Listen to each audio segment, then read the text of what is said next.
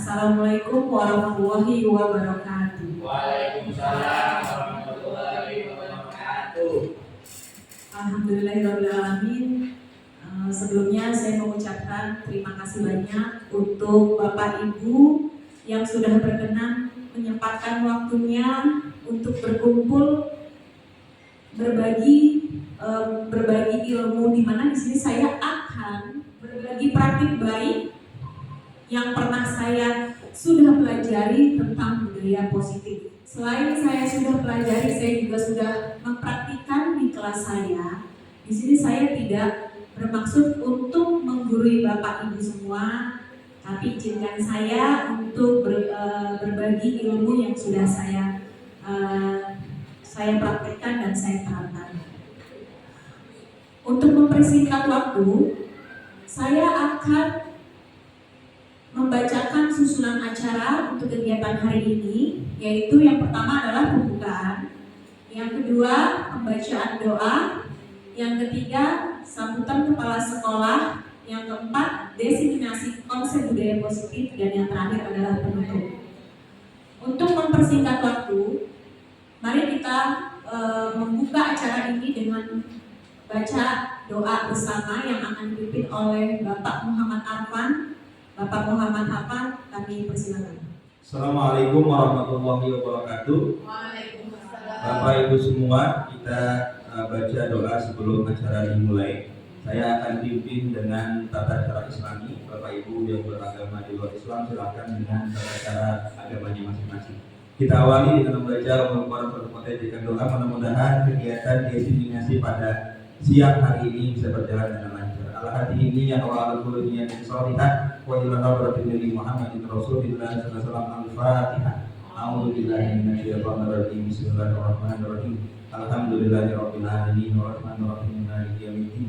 Iyyaka na'budu wa iyyaka nasta'in ihdinas siratal mustaqim. Shiratal ladzina an'amta 'alaihim ghairil maghdubi 'alaihim waladdallin. Rabbana taqabbal minna innaka antas samiul 'alim wa tub 'alaina innaka antat tawwabur rahim. Wassallallahu ala sayyidina Muhammadin wa ala alihi wasallam. Subhana rabbika rabbil izzati amma yasifun wa salamun alal mursalin walhamdulillahi rabbil alamin. Assalamualaikum warahmatullahi wabarakatuh. Waalaikumsalam. Terima kasih banyak untuk Bapak Arfan yang sudah membuka acara pada siang hari ini.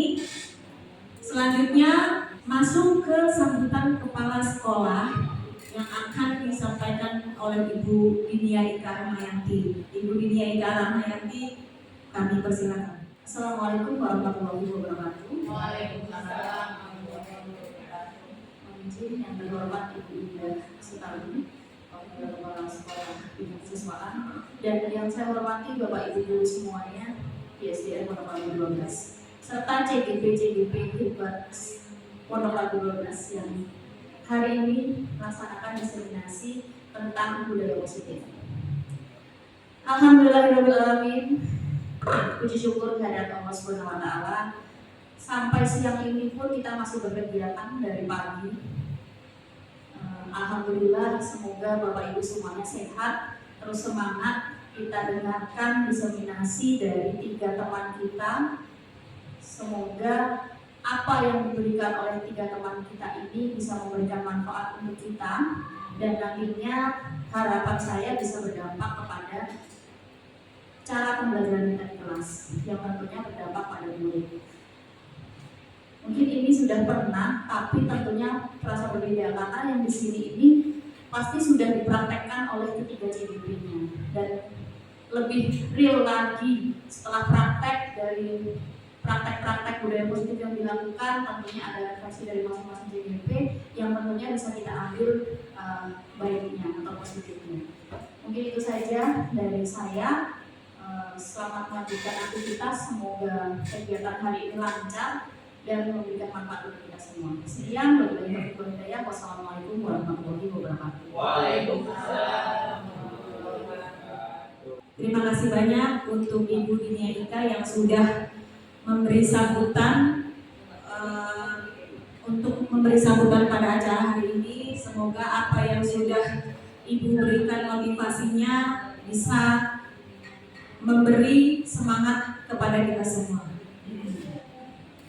Lanjut untuk di tahap selanjutnya, yaitu saya akan membacakan konsep inti budaya positif. Di sini ada 9 konsep. Di sini kita akan berbagi, mengulas tentang yang pertama adalah perubahan paradigma belajar, yang kedua disiplin positif, ketiga nilai-nilai kebajikan, 4 motivasi perilaku manusia, 5 hukum dan penghargaan, 6 posisi kontrol, 7 keyakinan kelas, 8 kebutuhan dasar manusia, dan yang 9 adalah segitiga restitusi. Pembelajaran dengan paradigma baru. Pembelajaran dengan paradigma baru ini merupakan pembelajaran yang dirancang berdasarkan prinsip pembelajaran berdiferensiasi, sehingga para peserta didik belajar sesuai kebutuhannya berdasarkan tahap perkembangan sesuai teori psikolog modern untuk mewujudkan profil pelajar Pancasila. Disiplin positif.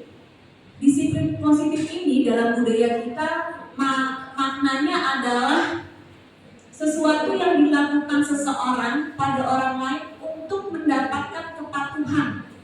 Kita cenderung menghubungkan kata disiplin dengan ketidaknyamanan, padahal disiplin positif itu adalah proses belajar. Disiplin positif merupakan salah satu cara penerapan disiplin yang bertujuan untuk mewujudkan kesadaran serta memberdayakan peserta didik untuk melakukan sesuatu tanpa imbalan, penghargaan atau reward, ancaman maupun hukuman. Sebagai pendidik, tujuan kita adalah menciptakan peserta didik yang memiliki disiplin diri sehingga mereka dapat berperilaku dengan mengacu pada nilai-nilai kebajikan universal seperti memiliki motivasi intrinsik dalam perubahan perilaku ke arah yang lebih baik.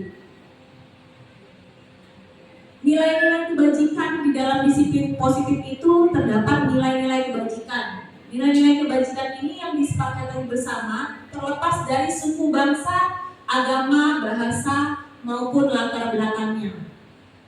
Di sini ada 6 nilai-nilai kebajikan yang dilihat dari pertama profil pelajar Pancasila. Nilai kebajikan yang didapat adalah beriman dan bertakwa kepada Tuhan Yang Maha Esa dan berakhlak mulia.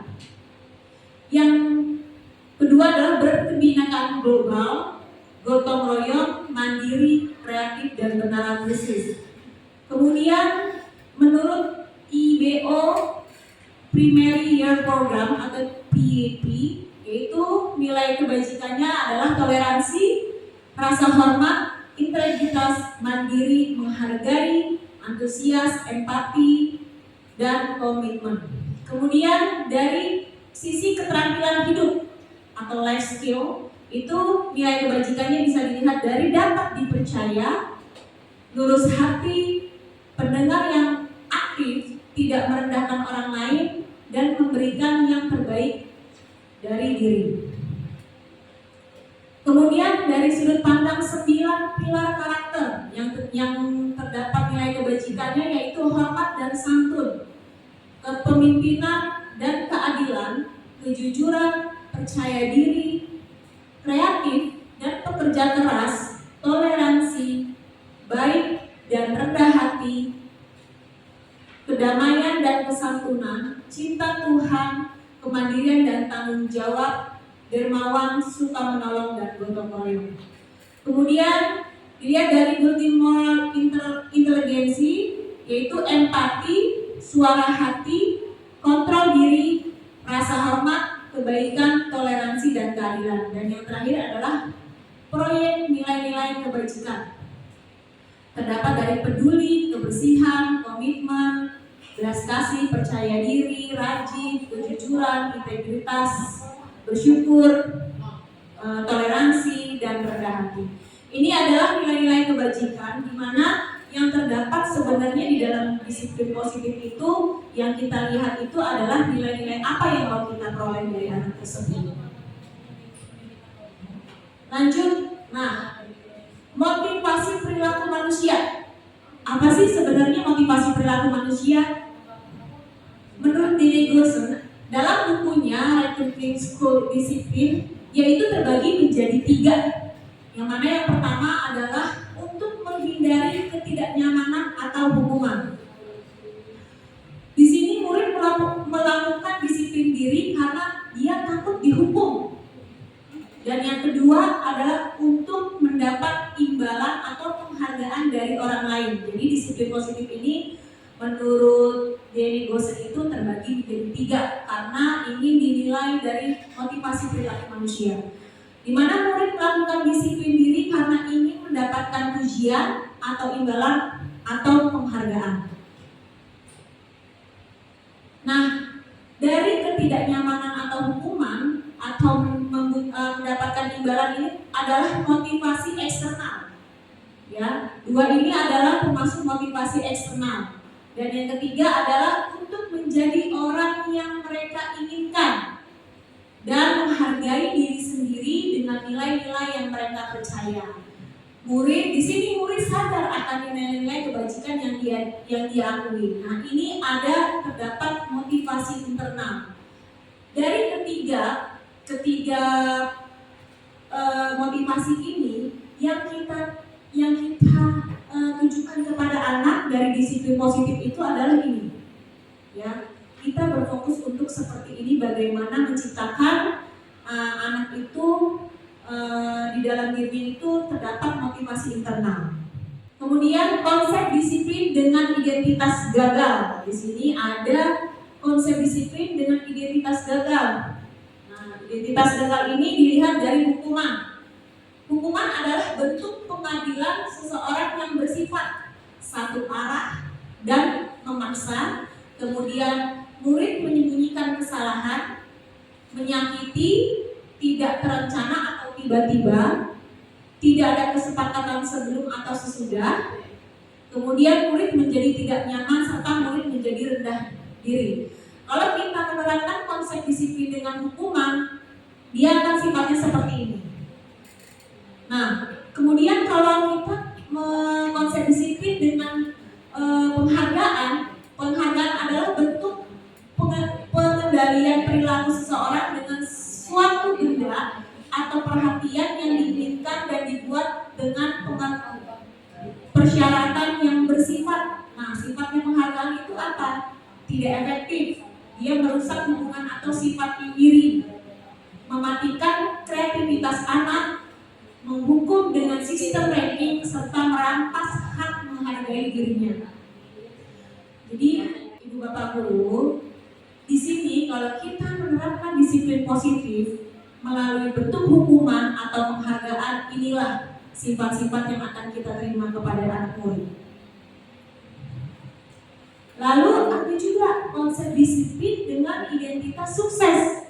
Nah, kalau kita menerapkan konsep disiplin dengan pandangan konsekuensi dan restitusi. Konsekuensi adalah akibat dari tindakan atau perbuatan yang pernah terjadi sebelumnya, yang mana dari si konsekuensi ini sifatnya sudah terencana dan sudah disepakati. Kemudian perlu monitoring berkelanjutan, stimulus respon, kemudian murid menghormati peraturan. Pada konsekuensi, murid tetap dibuat tidak nyaman untuk jangka waktu pendek. Kemudian kehilangan waktu untuk merenungi kesalahan. Dan yang terakhir adalah konsekuensi biasanya diberikan berdasarkan pada suatu data yang umumnya dapat diukur. Sedangkan kalau kita menggunakan restitusi adalah sebuah pendekatan untuk menciptakan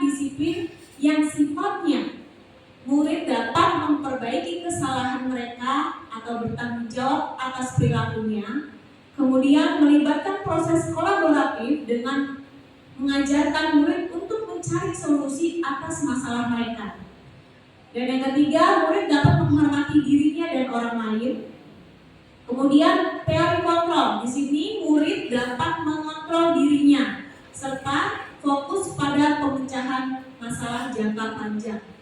Nah, ini yang bisa dikatakan konsep disiplin jika kita menggunakan konsekuensi atau restitusi.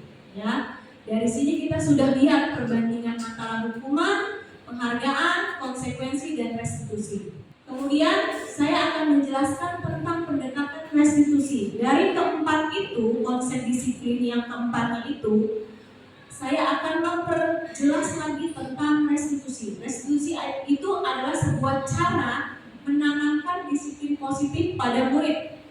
Pengertian restitusi ini adalah menciptakan kondisi bagi murid untuk memperbaiki kesalahan mereka sehingga mereka bisa kembali pada kelompok mereka dengan karakter yang lebih kuat.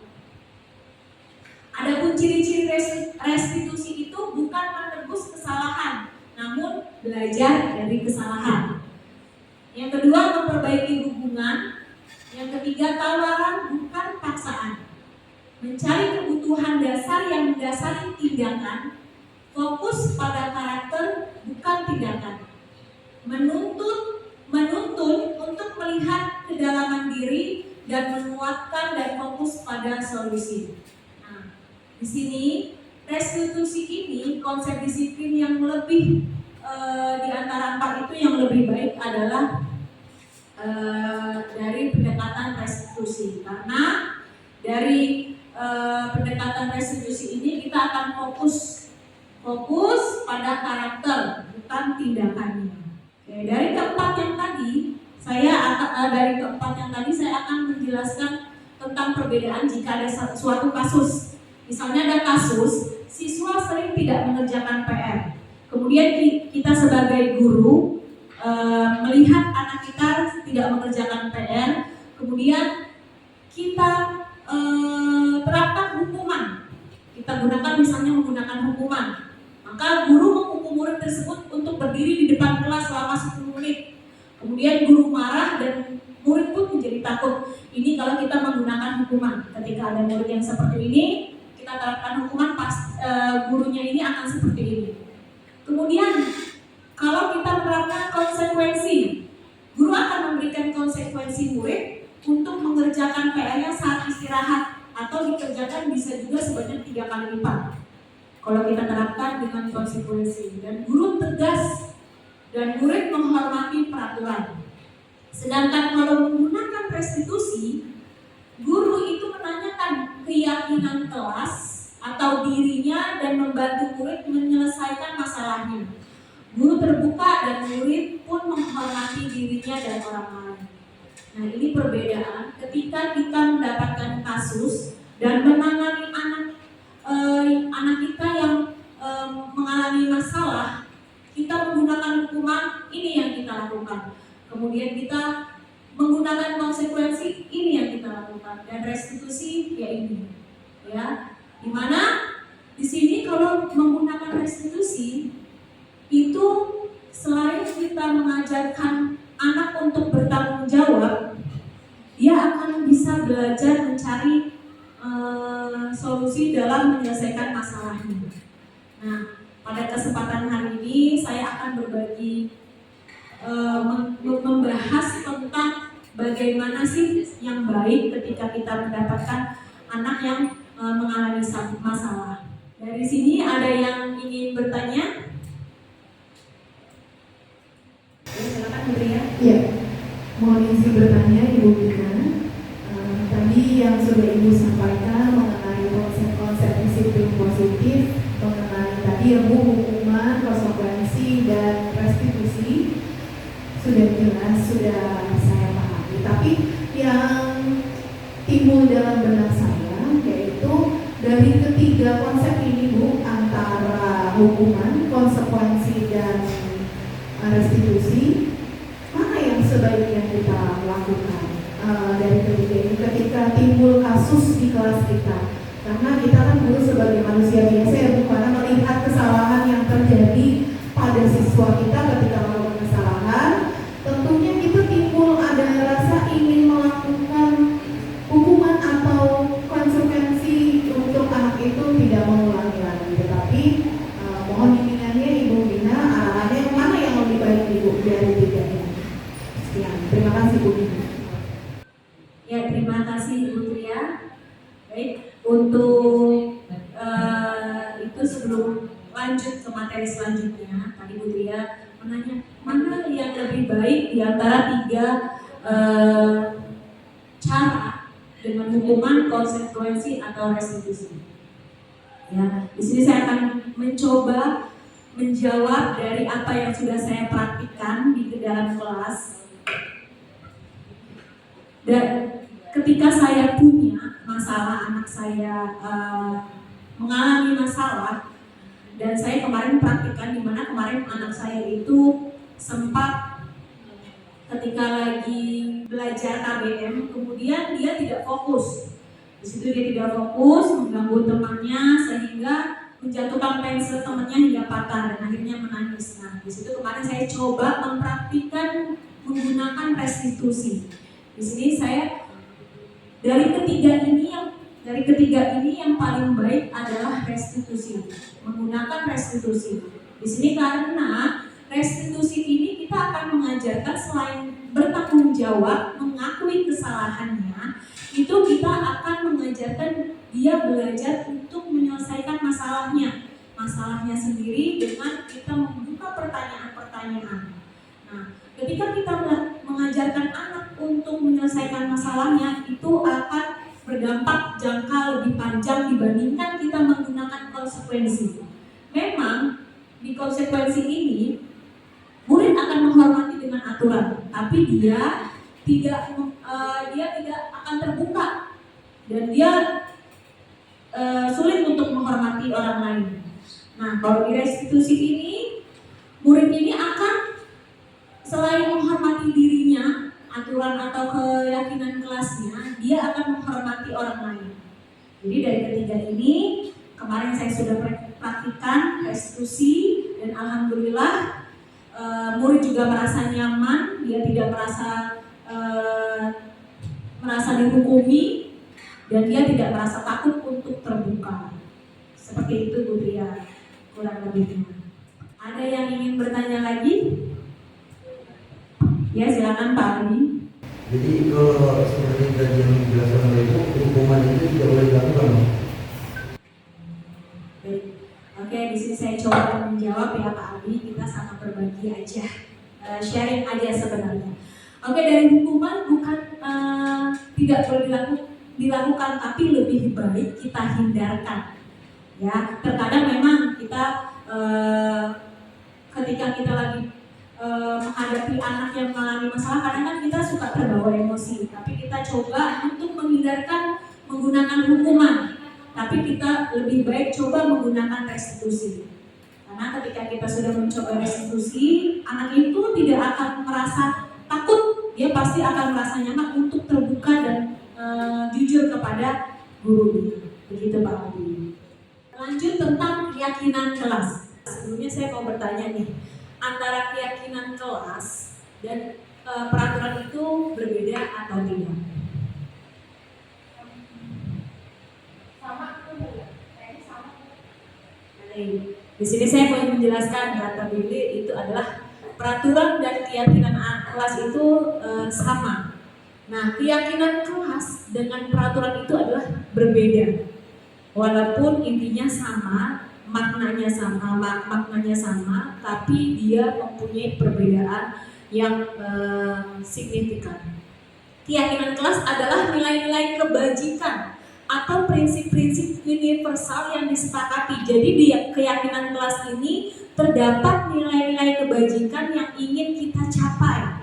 Tadi ya, ini adalah keyakinan kelas yang bersifat universal yang sudah kita sepakati bersama. Sedangkan peraturan itu adalah nilai yang tidak disepakati bersama. Kemudian lepas dari itu, perbedaan agama, suku, negara, dan bahasa. Suatu keyakinan akan lebih memotivasi seseorang dari dalam diri atau motivasi intrinsik tadi yang saya sudah jelaskan. Seseorang akan lebih bersemangat untuk menjalankan keyakinannya daripada hanya sekedar mengikuti peraturan. Nah, inilah yang membedakan antara hukuman dengan keyakinan kelas. Ya, jadi keyakinan kelas ini berbeda dengan peraturan. Memang keyakinan kelas itu berawal dari peraturan. Nah, tadi sudah saya jelaskan. Jadi keyakinan kelas itu memang berawal dari peraturan, di mana peraturan yang sudah ada kemudian kita ubah, membuat kalimat kalimat peraturan itu kita ubah menjadi kalimat positif, yang mana kalimat positif itu akan menjadikan sebuah keyakinan. Kita yakin dengan kalimat itu, di mana dari keyakinan itu kita akan mendapatkan nilai kebajikan apa yang mau kita dapat dari keyakinan tersebut. Dari keyakinan tersebut timbullah nanti akan menjadi lingkungan positif yang lama-lama ketika sudah semuanya terciptanya lingkungan positif akan terciptanya budaya positif. Nah, disinilah saya ingin berbagi ilmu yang mana mau saya bagi itu adalah budaya positifnya. Ya, dari keyakinan kelas ini yang akan menciptakan budaya positif di sekolah kita. Nah, di sini saya mau menjelaskan lagi lebih rincinya antara peraturan dengan keyakinan. Nah, contohnya nih, misalnya ada aturan selalu kembalikan buku ke tempatnya. Kemudian, apa sih nilai kebajikan apa yang kita terima kalau kita yakin dari peraturan ini? Tanggung jawab, Bu. Iya, betul, tanggung jawab. Jadi ya, ketika kita membalikan buku, biasanya kan anak-anak kalau habis membaca itu sudah main geletak aja. Nah, itu biasa terbentuk dari kebiasaan. Nah, ketika kita sudah membuat keyakinan kelas dengan aturan yang aturannya seperti ini, maka kita akan menciptakan atau menanamkan nilai kebajikan tanggung jawab. Lanjut, nilai dilarang mengganggu orang lain. Dilarang mengganggu orang lain, ini aturan. Nah, dari keyakinan kelas, nilai kebajikan yang kita dapat adalah menghormati orang lain dan diri sendiri. Ya, betul sekali. Jadi ketika kita memiliki aturan atau keyakinan kelas, aturan ini dengan kata dilarang, sedangkan keyakinan kelas itu kalimatnya lebih positif. Kalau aturan itu biasanya kalimatnya masih negatif. Nah, ketika kita ubah aturan ini dengan kalimat positif, maka nilai kebajikan itu yang akan kita terima dari mengganggu orang lain adalah menghormati orang lain dan diri sendiri. Oke, selanjutnya, hadir di sekolah 15 menit sebelum pembelajaran dimulai. Oke, ini aturan. Aturan ini kalimatnya sudah positif ya, hadir di sekolah. Ini juga termasuk, ini bisa dibilang keyakinan. Karena dia kalimatnya sudah positif. Nah, apa yang kita terima nilai kebajikan apa? Menghormati orang lain, komitmen pada tujuan. Nah, dimana selain itu, selain menghormati dan komitmen dari kita hadir 15 menit sebelum masuk pembelajaran adalah kita belajar untuk disiplin. Ya, nilai kebajikan yang kita terima adalah disiplin. Lanjut, yang keempat, dilarang melakukan kekerasan. Nah, ini dilarang, berarti masih bentuk aturan. Tapi dari aturan ini ketika kita ubah menjadi kalimat keyakinan kelas, apa yang kita terima? Nilai apa kebajikan? Nilai kebajikan apa? Nilai kebajikan keselamatan atau menghormati orang lain. Ya. Lanjut, dilarang menggunakan narkoba. Dilarang menggunakan narkoba. Nilai kebajikannya apa? Ya, kesehatan. Betul sekali. Dari kita tidak menggunakan narkoba, maka nilai yang kita terima adalah kesehatan. Selain ini, ada selain kesehatan, kalau kita tidak menggunakan narkoba, mencintai diri sendiri. Ya. Lanjut, bergantian atau menunggu giliran. Nah, nilai kebajikannya apa tadi? Menghormati, kesabaran, melatih kesabaran, sama budaya antri. Oke, lanjut. Yang selanjutnya adalah gunakan masker. Dari gunakan masker ini juga sudah kalimat positif. Nah, nilainya kebajikannya adalah menjaga dengan kesehatan dan keselamatan diri. Ya, nilai kesehatan dan keselamatan diri untuk diri sendiri dan orang lain. Dan yang terakhir, jangan berlari di kelas atau koridor. Nah, kata jangan ini negatif ya, makanya ini disebut masih peraturan. Namun dari peraturan ini, ketika kita ubah menjadi keyakinan kelas, maka yang kita terima nilai kebajikannya adalah keselamatan dan iya. Sampai sini untuk perbedaan antara peraturan dengan keyakinan. Jadi peraturan itu adalah sebuah aturan yang tidak disepakati, ya, dan dia biasanya kalimatnya masih negatif. Sedangkan keyakinan itu bentuk kalimatnya bentuk kalimat positif dan sudah disepakati bersama.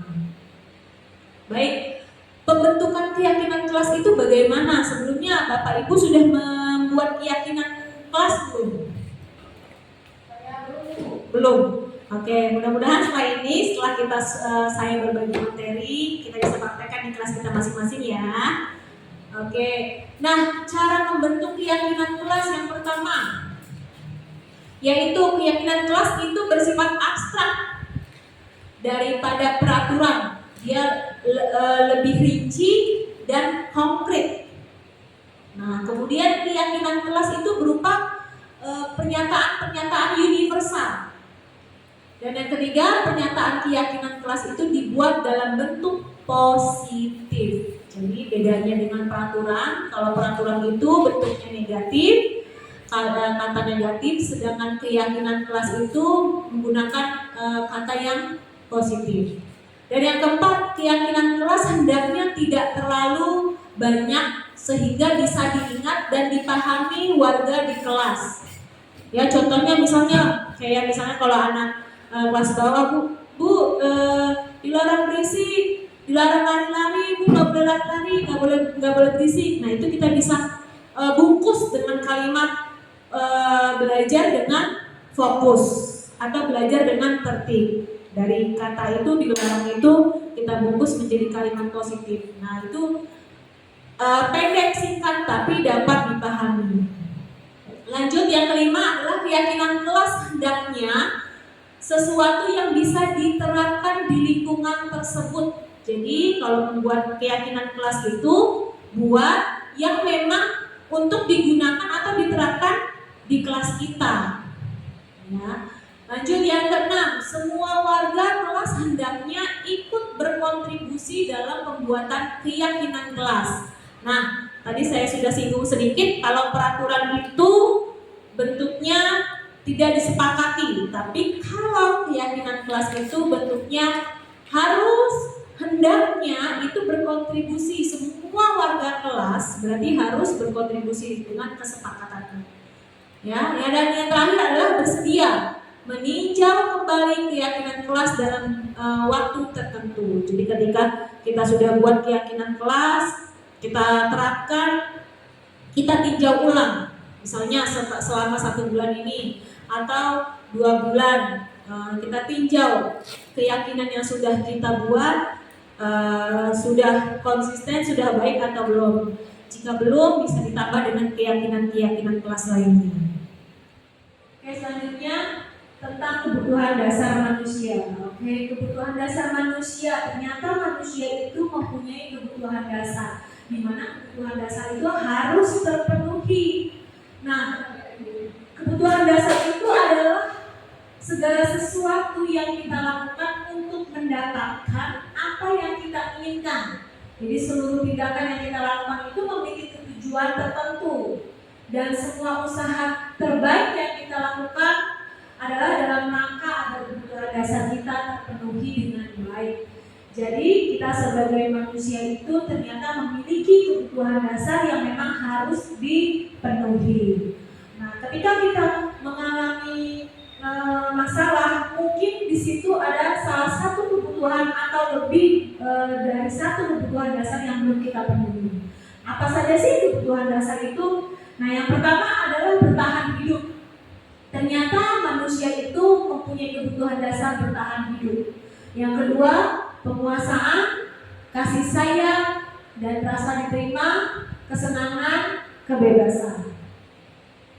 Ketika seseorang murid melakukan sesuatu perbuatan yang bertentangan dengan nilai-nilai kebajikan atau melanggar aturan, itu sebenarnya dikatakan mereka memang gagal memenuhi kebutuhan dasar mereka. Ya, jadi memang ketika kita punya murid yang mengalami masalah, itu mungkin salah satunya adalah mereka belum terpenuhi kebutuhan dasarnya. Nah, 5 kebutuhan dasar. Yang pertama ya tadi bertahan hidup. Apa aja sih bertahan hidup itu? Ada makanan, kita membutuhkan makanan, pakaian, tempat tinggal, keamanan dan kesehatan. Ini adalah sebagai bentuk untuk bertahan hidup.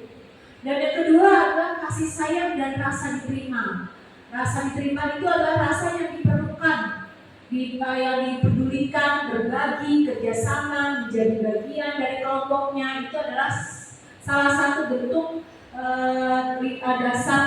dasar manusia, kasih sayang dan rasa diterima. Dan yang ketiga adalah penguasaan. Ternyata penguasaan ini bentuknya seperti apa? Harga diri, keinginan untuk dianggap, memimpin, berprestasi, diakui dan didengar. Ya, jadi ketika ada anak mencari, dia tidak fokus, dia mencari perhatian kita. Ini adalah karena memang dia membutuhkan ada dasar kebutuhannya itu penguasaannya tidak dipenuhi. Lanjut adalah kebebasan. Ternyata kita manusia itu membutuhkan kebebasan. Kebebasan itu untuk mandiri, memiliki pilihan, mencoba hal yang baru, mampu mengendalikan arah dirinya. Nah, ini adalah bentuk kebebasan. Dan yang terakhir adalah kesenangan. Kesenangan ini maksudnya bermain. Makanya terkadang tuh anak-anak kalau di kelas kok nggak ada capek-capeknya ya. Ternyata memang kebutuhan dasarnya anak-anak atau kebutuhan dasar manusia itu adalah memiliki kesenangan. Butuh dia kesenangan, humor, atau suka bosen nih gurunya ngasih pelajaran monoton gitu aja, ya wajar kalau misalnya anaknya sudah tidak fokus karena mungkin dia ngantuk atau apa. Nah, karena dia butuh kesenangan di dalam pembelajaran itu, perlulah adanya kesenangan, antusias dan tertawa. Nah, ini adalah 5 dasar kebutuhan manusia.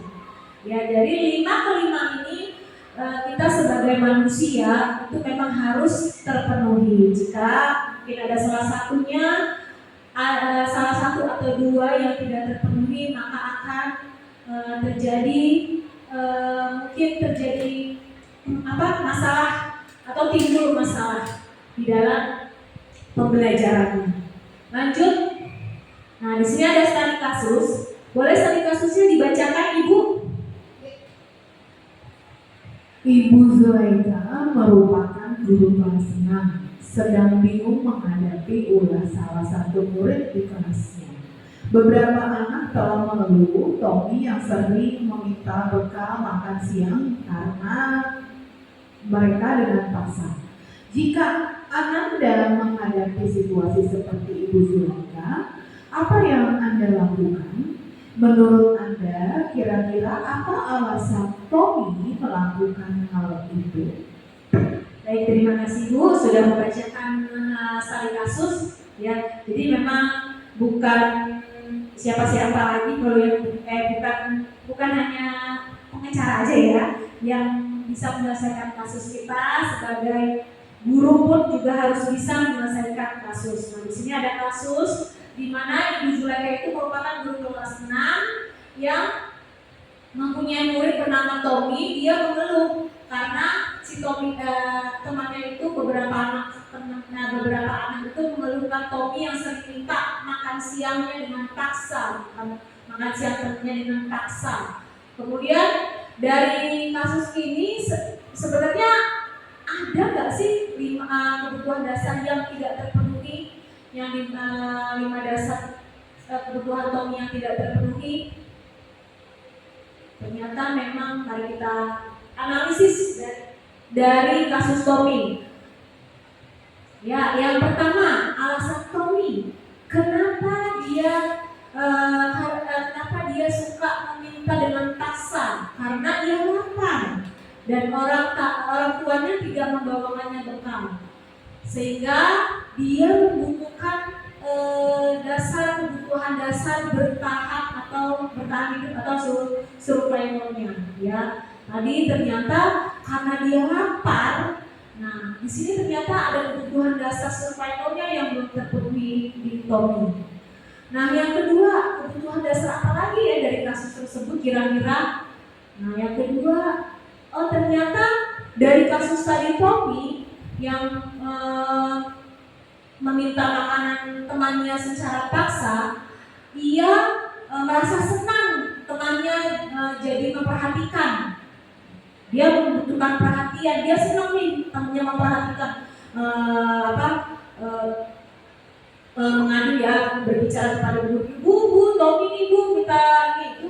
Dia senang karena ternyata dari dia merasa senang, dia itu sebenarnya membutuhkan kasih sayang dan rasa diterima.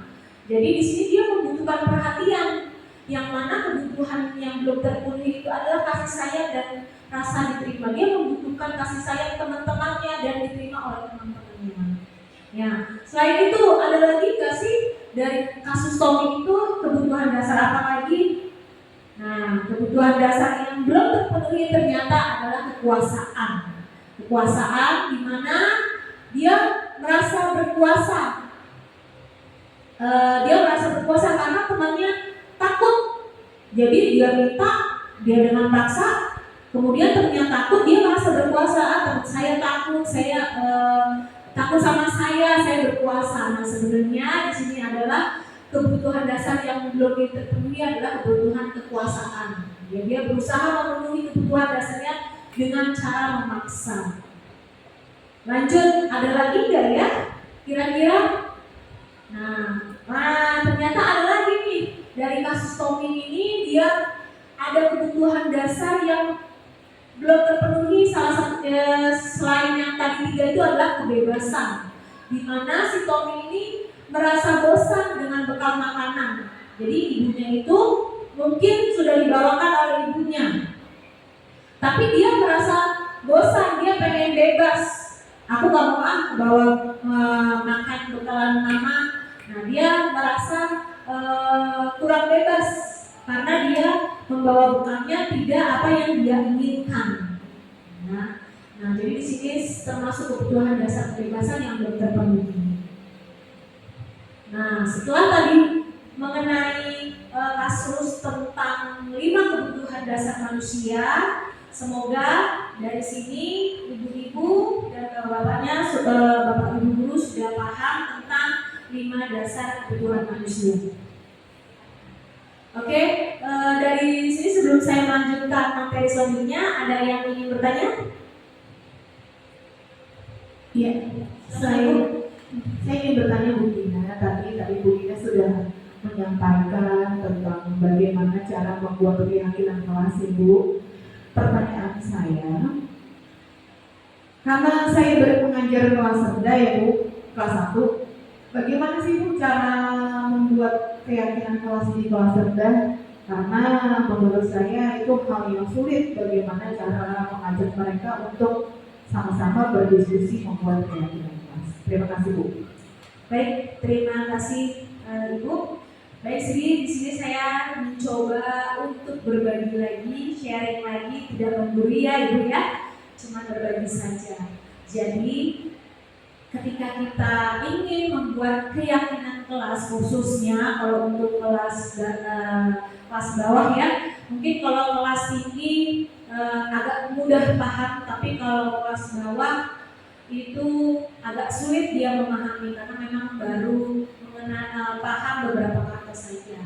Nah, untuk mengawalinya biasanya kalau kelas rendah itu kita tanya dulu nih, apa sih di sekolah kita itu ada aturannya nggak sih? Oh ada nih, anak-anak menjawab ada Bu, ada, nggak boleh ini, kita harus ini, kita itu. Nah dari aturan-aturan itu kita tampung dulu nih.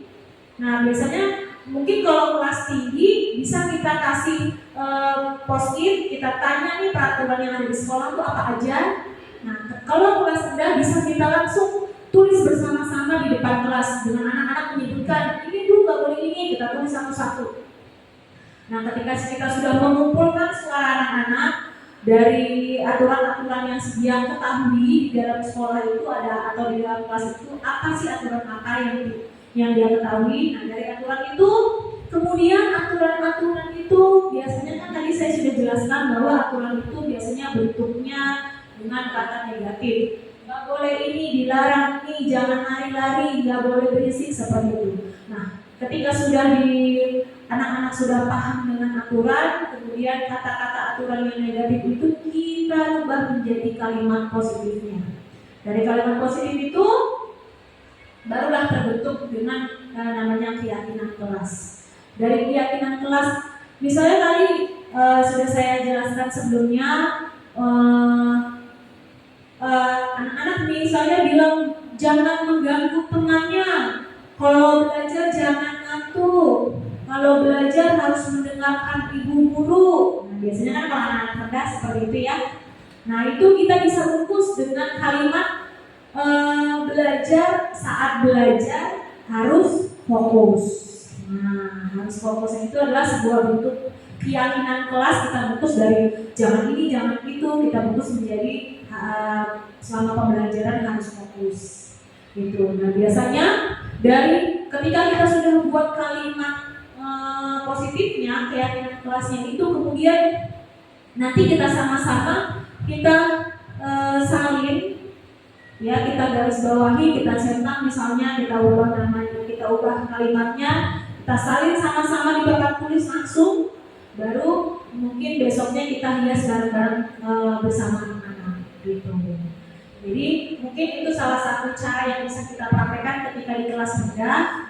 Jadi tetap kita membuat keyakinan kelas itu harus dituntun sama gurunya.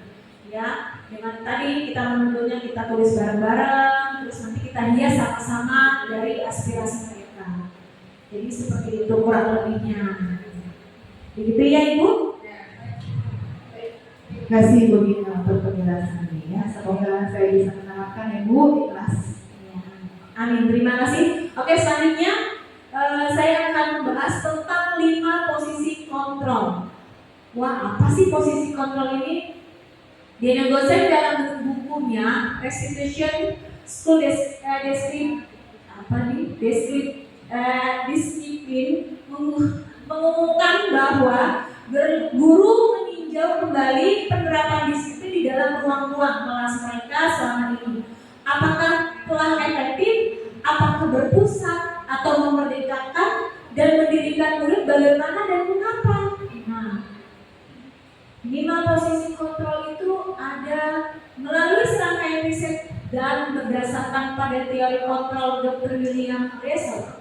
Goldstein berkesimpulan ada 5 posisi kontrol yang diterapkan seseorang guru, orang tua maupun atasan dalam melakukan kontrol. Jadi 5 posisi kontrol ini bisa kita terapkan selain guru, orang tua, atau yang stakeholder terkait. Apa aja sih 5 posisi kontrol itu? Yang pertama adalah penghukum, kedua pembuat merasa rasa bersalah, yang ketiga teman, yang keempat pemantau, dan yang kelima adalah manajer. Oke, di sini saya akan ulas satu persatu apa itu penghukum, pembuat rasa bersalah, dan selanjutnya. penghukum. Seorang penghukum bisa menggunakan hukuman fisik ataupun verbal. Biasanya ketika kita memposisikan diri kita sebagai posisi kontrol penghukum, itu biasanya hukuman itu bisa menggunakan fisik atau verbal ya. Jadi nggak harus fisik doang. Nah, verbal yang kita lakukan itu termasuk hukuman, bentuk hukuman. Nah, di sini contohnya misalnya guru-guru yang menerapkan posisi penghukum akan berkata, patuhi aturan saya, atau awas, atau bisa juga berkata ini pasti selalu yang terakhir selesai. Nah, di sini guru seperti ini senantiasa percaya hanya ada satu cara agar pembelajaran itu bisa berhasil dengan cara dia. Ketika guru yang memposisikan sebagai penghukum, dia hanya yakin kalau bahwa itu suatu pembelajaran itu akan terpenuhi dan berhasil jika mengikuti caranya dia. Itu kalau kita sebagai guru memposisikan kita sebagai penghukum. Lalu yang kedua adalah membuat merasa bersalah.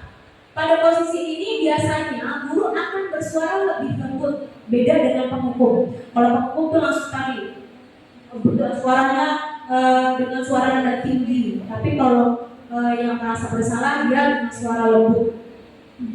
Di posisi ini murid akan lebih memiliki penilaian diri yang buruk tentang diri mereka. Murid merasa tidak berharga dan telah mengecewakan orang-orang yang disayanginya. Nah, biasanya dari ketika kita memposisikan sebagai merasa bersalah, itu biasanya ibu-ibu tuh atau bapak ibu guru ngomongnya seperti ini. Ibu sangat kecewa sekali dengan kamu, dengan kata-kata inilah yang membuat murid jadi merasa bersalah sekali. Dia merasa sangat bersalah karena sudah mengecewakan orang-orang di sekitarnya, orang-orang yang dia sayangi. Selain itu, berapa kali bapak harus memberitahu kamu ya, nadanya lembut tapi bahasanya yang membuat bahwa murid itu memang benar-benar merasa bersalah sekali. Nah, selanjutnya itu gimana coba kalau orang tua kamu tahu berbuat begini? Nah, kata-kata ini meskipun dia lembut dengan tidak nada suara tinggi, tapi mempunyai makna yang nantinya akan menjadikan murid merasa tidak percaya diri karena dia sudah mengecewakan orang lain dan dia tidak merasa bahwa dirinya itu bisa dan mampu. Lanjut, yang ketiga adalah posisi kontrol sebagai teman. Guru pada posisi ini tidak akan menyakiti murid, namun akan tetapi berupaya mengontrol murid melalui persuasi. Guru di posisi teman menggunakan hubungan yang baik dan humor untuk mempengaruhi seseorang. Nah, di posisi kontrol teman ini, guru memposisikan sebagai temannya murid, di mana dia bisa tetap, kalau teman kan biasanya bercanda, humor, dia punya hubungan yang baik lah ya. Nah, ini kata-kata ketika kita memposisikan sebagai teman, kemudian murid kita punya masalah, biasanya itu kata-katanya, ayo ingat, ayo bantulah demi Bapak ya. Nah, ini contoh ketika kita memposisikan sebagai teman, demi Bapak ya, seperti itu. Jadi selain itu, ayo ingat tidak bantuan Bapak selama ini.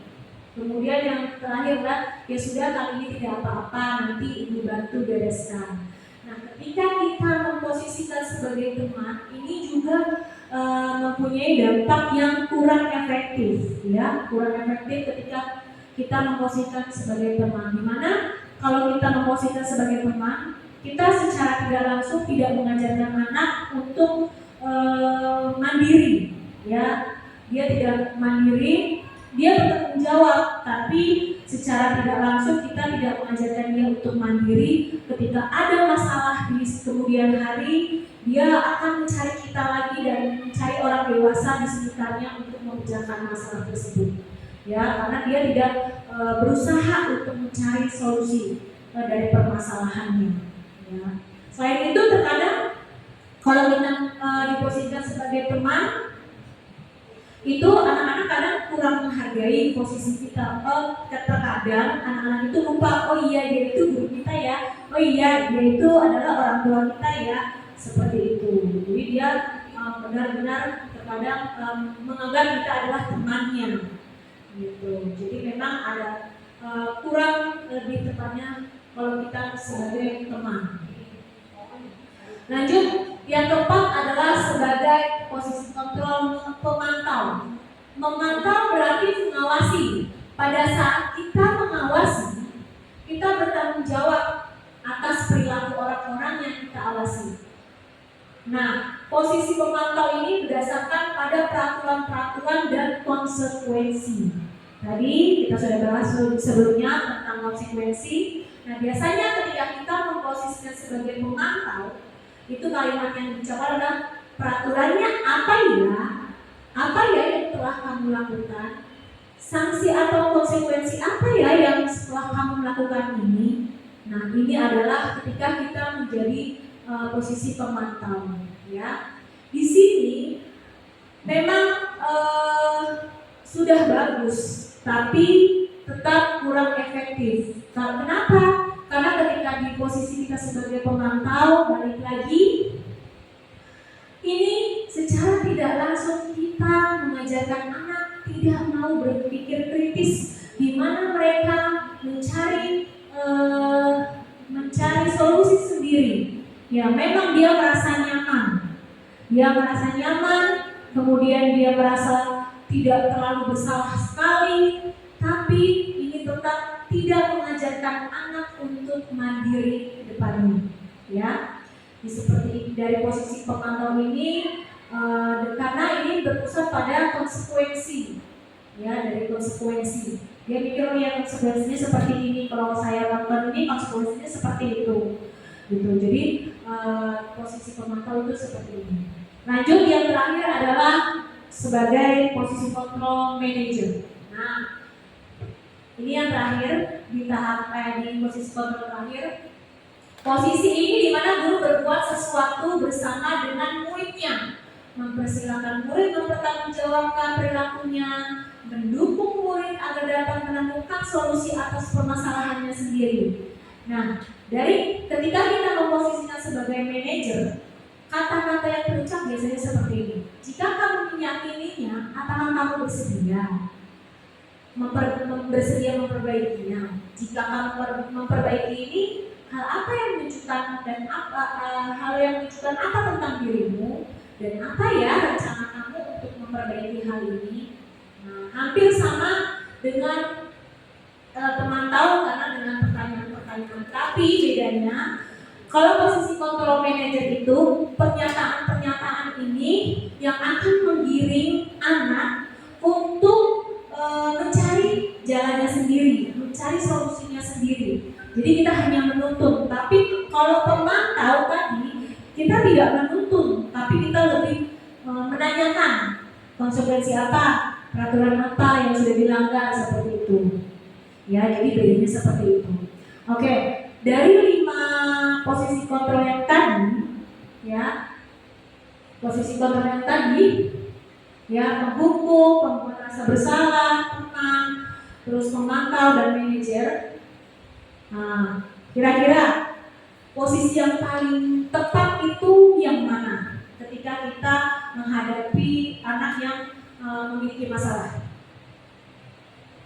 Manajer. Iya, betul, manajer ya. Kita berusaha dari posisi manajer lah yang paling baik dan efektif. Jadi 5 posisi kontrol itu yang paling efektif itu adalah posisi kontrol manager. Jadi kita berusaha, semoga setelah saya berbagi ilmu ini, ibu-ibu, bapak-bapak lebih paham lagi tentang posisi kontrol kita sebagai guru atau sebagai orang tua di sekolah. Nah, semoga kita bisa mempraktekkan posisi manajer ini ketika mengalami atau menyelesaikan anak yang mempunyai masalah, gitu ya. Baik, sebelum kita lanjut, ada yang mau bertanya? Selamat siang, saya Maufira Yani. Izin bertanya, dari kelima macam kontrol yang sudah dijelaskan, menurut Ibu manakah yang paling baik? Terima kasih. Baik, terima kasih Ibu sudah menanyakan tentang apa sih dari 5 posisi kontrol itu apa yang paling baik. Saya ulangi ya Ibu. Jadi dari 5 posisi kontrol itu, 5 posisi kontrol yang tadi sudah saya jelaskan, yang paling baik adalah posisi manajer ya. Jadi memang kalau yang penghukum itu kalau bisa kita tidak melakukannya, sudah tidak memposisikan diri kita sebagai penghukum ya. Dan yang paling baik di antara 5 itu adalah sebagai manajer ya. Dimana tadi manajer itu karena kita menggiring anak, menuntut anak untuk menyelesaikan masalahnya sendiri. Jadi ketika dia sudah dewasa nanti kan kita mau jangka panjang nih ceritanya. Apa yang kita ajarkan itu untuk jangka panjang. Jadi ketika kita memposisikan sebagai manajer, ini kita menggiring anak, menuntut anak agar bisa mandiri mencari solusinya sendiri ya, menyelesaikan masalah tersebut gitu. Jadi sampai sini sudah paham insyaallah ya Ibu ya. Oke, terima kasih. Kalau gitu saya selanjutnya kira-kira ada yang mau tanya lagi? Oke, kalau tidak ada kita lanjut ke segitiga restitusi. Nah, tadi saya sudah bahas di awal apa sih restitusi. Nah, tadi saya sudah bahas ya. Nah, ternyata restitusi itu mempunyai langkah-langkah yang mana ini saling berkaitan membentuk segitiga. Segitiga restitusi itu merupakan cara penerapan disiplin positif yang dilakukan oleh guru ketika menyelesaikan kasus permasalahan yang terjadi pada murid. Nah, apa aja sih tahapan di dalam segitiga restitusi itu? Yang pertama adalah menstabilkan identitas. Ya, yang kedua, validasi tindakan yang salah, dan yang ketiga adalah menanyakan keyakinan. Di antara 3 ini saling berkaitan. Jadi ketika kita melakukan restitusi, tadi kan ada konsep disiplin, di mana konsep disiplin yang paling baik adalah restitusi. Di restitusi ini ternyata ada segitiga restitusi yang mana untuk melakukan restitusi ini harus melakukan penerapan tahapan 3 restitusi ini, gitu ya. Nah, bagaimana sih kalau menstabilkan identitas itu? Menstabilkan identitas itu bagian dasar dari segitiga yang bertujuan untuk mengubah identitas anak dari orang yang gagal. Karena melakukan kesalahan itu menjadi orang yang sukses kita ingin murid kita itu menjadi reflektif, maka kita harus meyakinkan si anak dengan cara menanyakan atau menstabilkan identitasnya. Biasanya ketika kita menstabilkan identitas, pernyataan-pernyataan yang suka muncul itu adalah berbuat salah itu tidak apa-apa. Ya, tidak ada manusia yang sempurna, gitu. Jadi kita berusaha untuk menstabilkan identitas, ya. Kalau berbuat salah itu tidak apa-apa. Kemudian saya juga pernah melakukan kesalahan seperti itu, dan ibu tertarik mencari siapa yang salah, tapi ibu ingin mencari solusi dari permasalahan ini. Nah, ini tahapan menstabilkan identitas, ya. Biasanya sebelum ketika kita mendengar anak bercerita tentang masalahnya, kita berusaha menstabilkan identitas. Jadi mereka, anak-anak itu merasa nyaman untuk bercerita, mau berkata jujur, nggak takut untuk bercerita jujur gitu. Lanjut, yang kedua, tahapan kedua adalah validasi tindakan. Validasi tindakan yang salah itu maksudnya guru harus memahami kebutuhan dasar apa yang belum terpenuhi, atau kebutuhan dasar apa yang mendasari si murid itu melakukan tindakan tersebut. Ya, guru akan bisa menemukan cara-cara paling efektif untuk menemukan kebutuhan tersebut. Kita kadang bingung nih ketika ada masalah, kita bingung sebenarnya kebutuhan apa sih yang dia belum terpenuhi.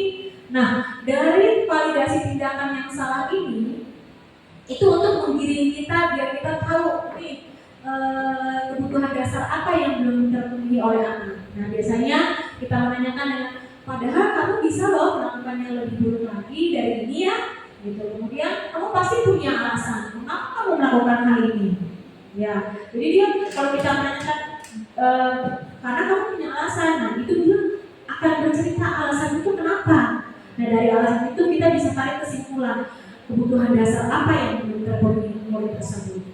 Lalu kamu boleh mempertahankan sikap itu, tapi kamu harus menambahkan sikap yang baru. Ya, jadi pertanyaan ini yang bisa menggiring kita untuk mencari tahu kebutuhan dasar apa yang belum terpenuhi oleh anak, gitu ya. Ini adalah tahapan validasi tindakan. Jadi setelah menstabilkan identitas, kemudian kita ke tahap selanjutnya yaitu memvalidasi tindakan. Dan yang terakhir adalah menanyakan keyakinan. Ketika kita sudah tahu kebutuhan dasar apa yang belum terpenuhi oleh murid dari 5 kebutuhan dasar manusia, kemudian kita menanyakan keyakinan kelas atau keyakinan sekolah yang sudah kita buat bersama-sama, yang sudah kita sepakati bersama-sama. Ya. Nah, pada tahap ini si murid akan siap untuk dihubungkan dengan nilai-nilai yang dia percaya, dia berpindah menjadi orang yang dia inginkan. Nah, jadi ketika kita menanyakan keyakinan kelas, ini murid menjadi lebih siap. Oh, saya pengen jadi seperti apa sih? Saya pengen menjadi orang yang seperti bagaimana sih? Nah, biasanya kalimat-kalimat yang seperti apa yang menggiring anak untuk menanyakan keyakinan? Kalimat itu misalnya, apa yang kita percaya ini sebagai apa yang kita percaya sebagai kelas atau keluarga, apa nilai-nilai umum yang kita kelas sepakati, dan apa bayangan kita tentang kelas yang ideal. Kamu mau jadi orang seperti apa? Nah, inilah salah satu kalimat atau ucapan yang bisa kita ucapkan ketika kita menanyakan keyakinan kelas. Dari tahapan menstabilkan identitas, kita masuk ke validasi tindakan, dan yang terakhir adalah menanyakan keyakinan kelas. Karena kan kita sudah buat keyakinan kelas yang sudah kita sepakati bersama-sama. Jadi anak tahu, oh iya, keyakinan yang sudah yang sudah saya langgar, misalnya gitu. Dari keyakinan itu kan memang kita terselip nilai kebajikan yang mau kita tanamkan ke anak-anak, gitu. Oke? Nah,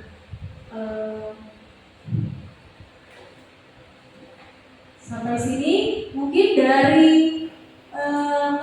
segitiga restitusi tadi ada yang mau bertanya? Sudah pas kayaknya ya? Sudah pas. Oke, kalau sudah pas, di sini saya mau berbagi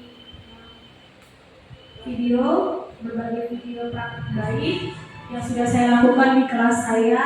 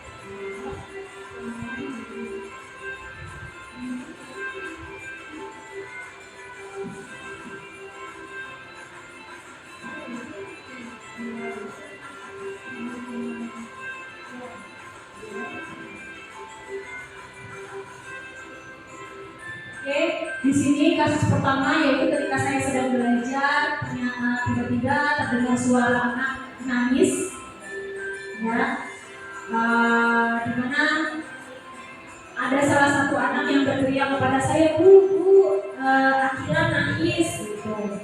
Nah, pembelajaran selesai karena saya sedang menjelaskan materi di depan. Kemudian ada anak yang berteriak. Setelah selesai pembelajaran, akhirnya saya menanyakan atau memanggil kedua anak tersebut setelah jam pembelajaran.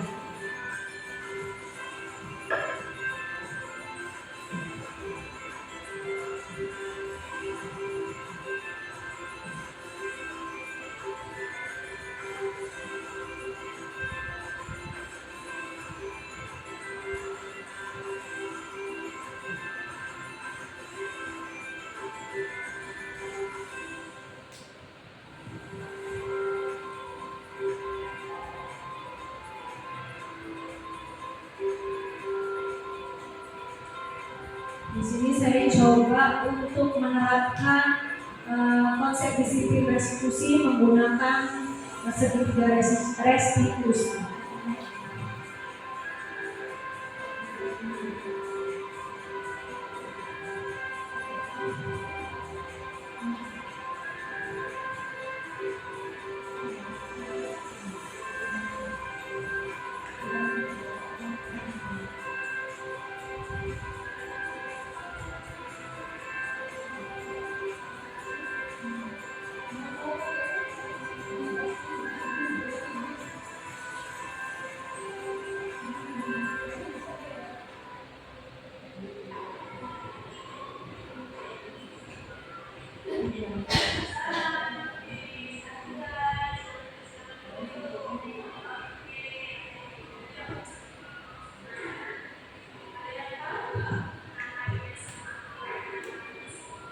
Di sini saya mencoba mencari tahu, pengen mendengarkan cerita dari mereka, mencari tahu apa sih yang sebenarnya terjadi tadi ketika saya lagi menjelaskan di dalam kelas.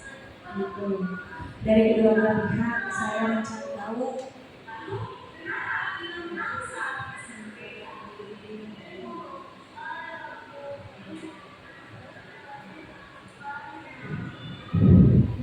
Di sini saya coba menstabilkan identitas di mana saya menanyakan apa yang terjadi kepada Akila dan menanyakan juga kepada anak murid saya yaitu Ines yang sudah membuat Akila menangis.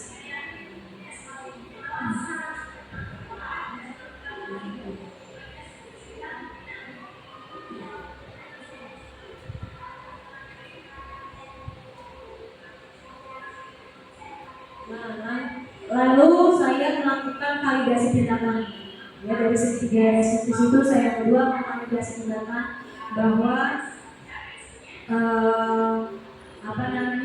yang dia lakukan, yang Ines lakukan itu mempunyai alasan kenapa dia melakukan seperti itu. Dan ternyata dia mematahkan pensil itu karena tidak sengaja. Yang awalnya memang si Ines ini menghampiri si Akila yang sedang belajar, kemudian Akila yang tidak mau mendengarkan Ines ngomong, akhirnya kesenggol pensilnya jatuh. Dari itu saya menanyakan yang ketiga, yaitu menanyakan keyakinan kelas.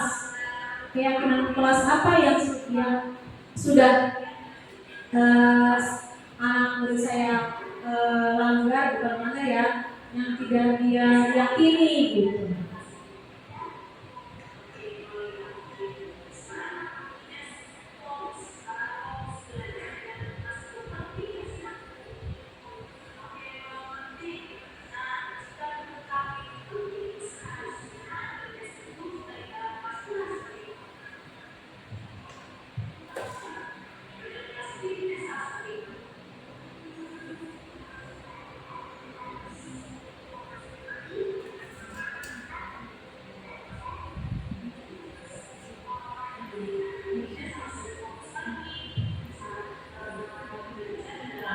Dan ternyata anak ini mampu mencari solusinya. Dia juga yakin bahwa ketika dia fokus, ternyata keyakinan kelasnya yang dia tidak penuhi adalah, yang tidak dia lakukan adalah fokus belajar. Nah, dia paham bahwa ketika dia fokus belajar, yang dia pengen itu apa sih. Ternyata dia pengen nilainya bagus, dia paham sama soal yang sudah dijelaskan sama guru, itu yang dia pengen. Jadi ketika saya sudah melakukan tahapan 3 restitusi ini, anak dari Ines mulai paham dan dia bisa mencari jalan keluarnya atau solusi untuk menyelesaikan masalahnya.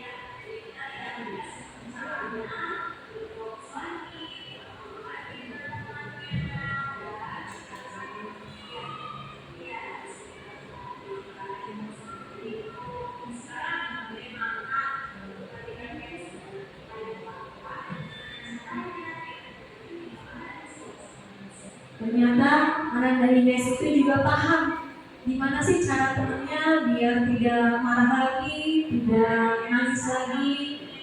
Dia paham bagaimana caranya, yaitu dengan cara dia lalu pensiunnya Bu, meminta maaf kepada Akila gitu.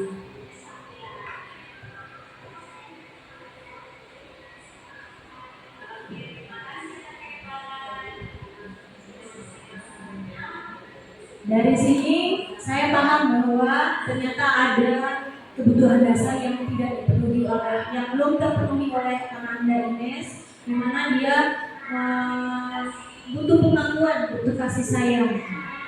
Gitu.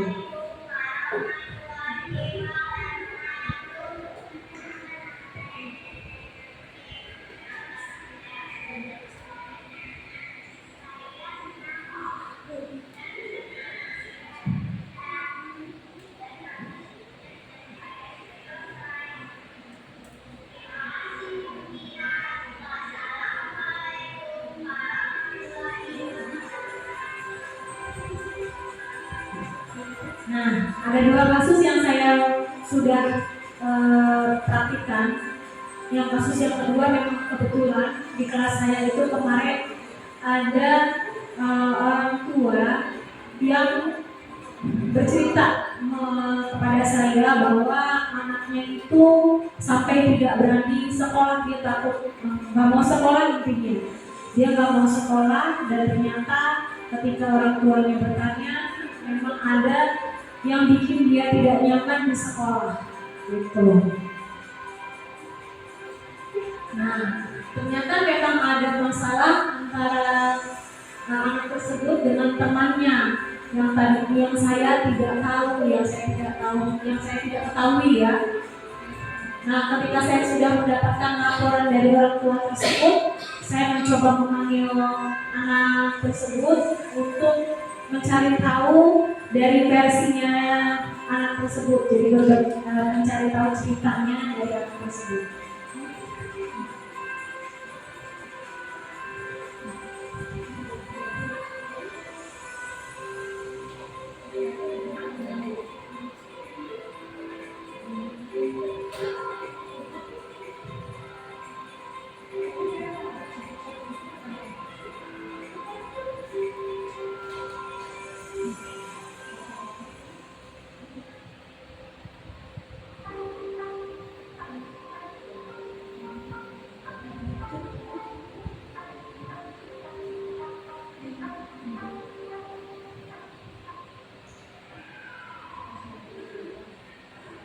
Sama di sini di kasus kedua, saya tetap melakukan restitusi dengan 3 langkah tersebut dengan identitas, karena posisinya saya tidak melihat langsung kejadian tersebut ya.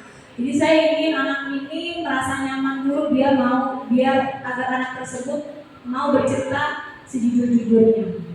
Dengan mensadari identitas tersebut, anak jadi tidak takut untuk bercerita.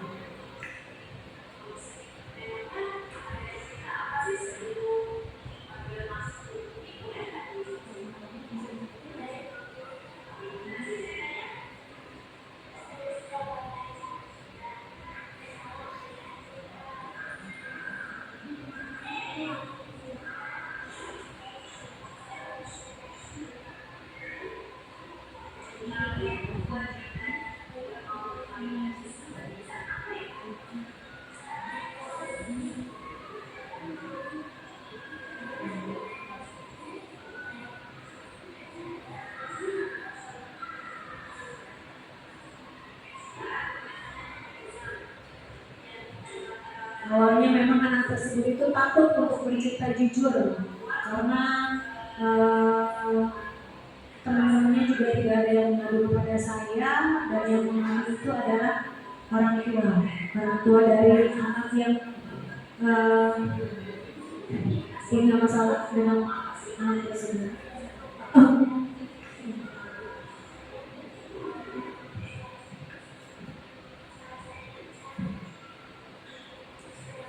Saya juga di sini memvalidasi tindakan setelah saya menstabilkan identitas. Saya validasi tindakan tersebut bahwa berbuat kesalahan itu adalah hal yang wajar. Merasa bersemangat ketika masuk sekolah, merasa bersemangat itu adalah hal yang wajar, karena memang ceritanya anak tersebut itu ternyata punya alasan kenapa dia berkata kasar, berkata kurang baik kepada temannya. Dia punya alasan, dimana alasan tersebut ternyata dia sedang bersemangat nih masuk sekolah, melihat temannya lagi gambar, dan dia merasa bahwa gambarnya itu lebih bagus, dan dia berkata kurang baik kepada temannya, yang mana temannya itu merasa tidak nyaman di dalam kelas.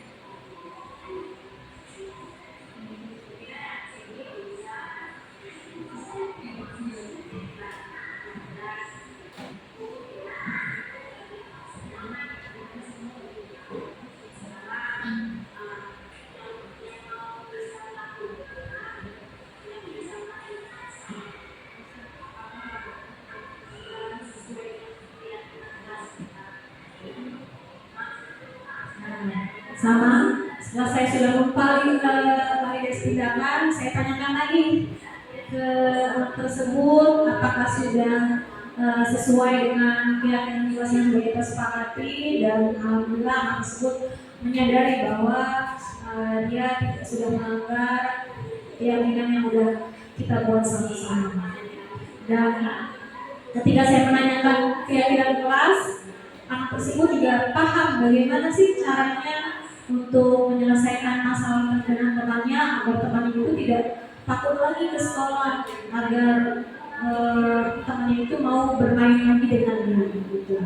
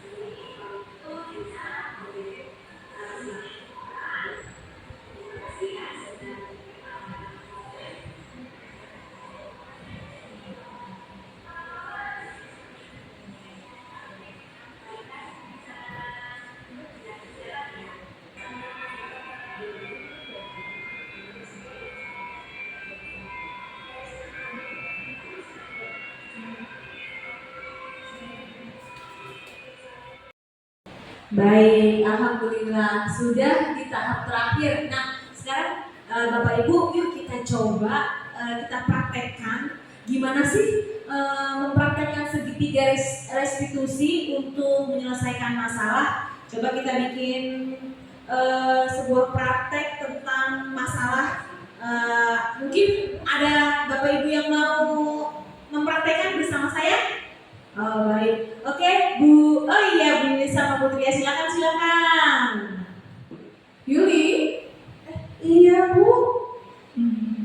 boleh kita berbicara sebentar, Nak? Iya boleh Bu. Silakan sini, Nak. Yuli, sedang apa kamu di kantin, Nak? Dan beli dong Bu. Ini hari apa ya? Hari Jumat Bu. Hari Jumat. Jadwal piket siapa, Nak? Saya Bu, saya kan ini aja Bu, tapi juga piket Bu. Oh, jadwal piket Yuli. Tapi kenapa Yuli bisa ada di kantin? Tadi saya udah piket Bu, saya haus, jadi saya beli minum dulu. Oh, haus.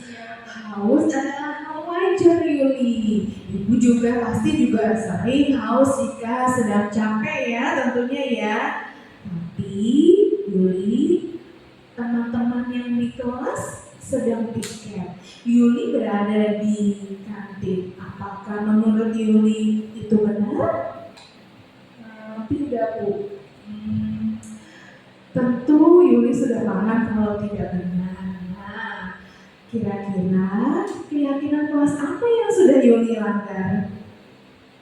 Saya tidak bertanggung jawab, kemudian tidak kerjasama dengan teman saya. Menurut Yuli, dengan tingkah laku Yuli seperti ini, adakah yang dirugikan? Teman-teman saya Bu. Nah, itu Yuli tahu. Ibu tidak mencari yang salah dan siapa yang benar, tapi Yuli sendiri yang sudah dapat menyimpulkan kan kalau perbuatan Yuli tidak benar dan sudah merepotkan teman-teman yang di kelas. Sekarang, apa yang sebaiknya Yuli lakukan? Saya piket Bu, tapi saya mau minta maaf dulu sama teman-teman saya. Yuli benar, Ibu bangga sama Yuli. Yuli sudah tahu kesalahan Yuli dan Yuli sudah tahu apa yang harus Yuli lakukan. Kalau begitu, sekarang teman-temanmu sudah pulang, karena sudah jam pulang. Untuk itu, besok Yuli bisa selesaikan permasalahanmu dengan temanmu di kelas, kan? Ya bisa Bu, saya minta maaf Bu. Oke, ya sudah. Sekarang Yuli boleh segera pulang ya, karena sudah jam pulang. Hati-hati di jalan ya. Baik, terima kasih ya Bu. Sama-sama. Ya, tepuk tangan buat Bu Yuli dengan Bu Tria, luar biasa. Ternyata tidak disangka-sangka ya. Ternyata Bu Yuli dan Bu Tria sudah paham bisa mempraktekkan segitiga restitusi. Semoga kedepannya jika memang ada kasus di kelas Bu Tria dan Bu Yuli bisa menyelesaikan dengan segitiga restitusi. Oke Bu, ini sekarang saya mau tanya nih, gimana kesan-kesannya Bu Tria sebagai guru dan Bu Yulinya sebagai murid? Deg-degan ya Bu Yuli ya. Saya jadi murid lagi tadi. Ya, kalau saya ya begini ya, terima kasih sebelumnya sudah memberikan kesempatan nih untuk begitu belajar langsung praktek langsung ya Bu Yuli ya. Tadi saya merasa lebih fokus pada tujuan saya ya Bu ya. Tadi kan dengan 3 tahapan ini yang sudah Bu Gina jelaskan, tujuan saya tadi kan melakukan ini hanya fokus untuk menggali kesadaran murid telah berbuat salah dan bagaimana dia juga bertanggung jawab atas kesalahan dia. Itu aja sih Bu. Kalau saya sebagai murid, jadi kalau misalkan saya sebagai murid, saya nggak akan takut. Jadi maksudnya reduksi ini saya akan merasa nyaman, kemudian saya terbuka atas kesalahan saya dan saya menyadari kesalahan itu. Alhamdulillah, ternyata tidak disangka-sangka sudah paham dan bermanfaat sekali. Nanti yang lain juga ya Bapak Ibu ya. Boleh dong. Oke, terima kasih Bu Yuli dengan Bu Tria, silakan. Iya, terima kasih kepada ibu-ibu dan bapak-bapak guru di sini. Semoga ketika sudah mendapatkan ilmu dan mengetahui bagaimana caranya kita sebagai guru ketika mendapatkan anak yang mengalami masalah. Nah, caranya yaitu menggunakan memposisikan sebagai manajer dan berusaha melakukan segitiga diskusi. Oke, kepada di penghujung akhir, yaitu tadi setelah saya paparkan dari materi pertama sampai akhir, semoga apa yang saya berikan, apa yang saya bagi bisa bermanfaat bagi kita semua, khususnya untuk anak didik kita, karena memang tujuan kita ini adalah menuntun anak-anak bangsa menjadi pribadi yang mewujudkan profil pelajar Pancasila.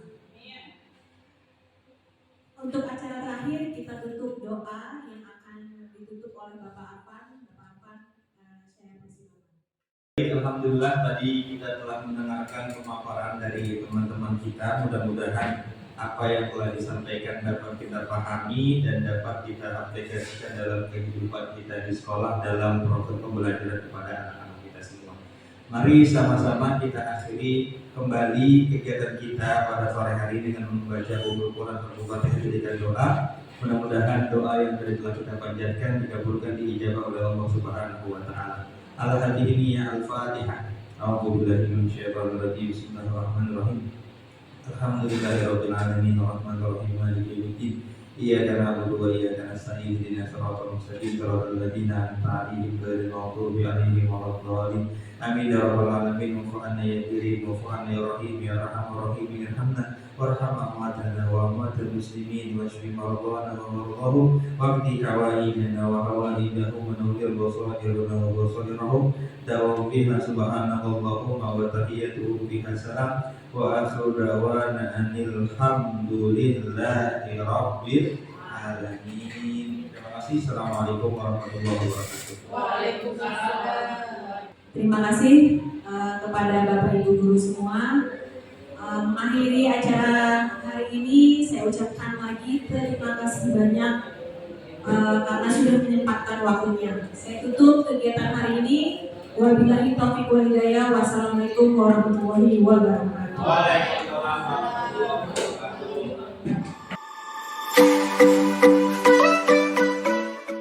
Assalamualaikum warahmatullahi wabarakatuh.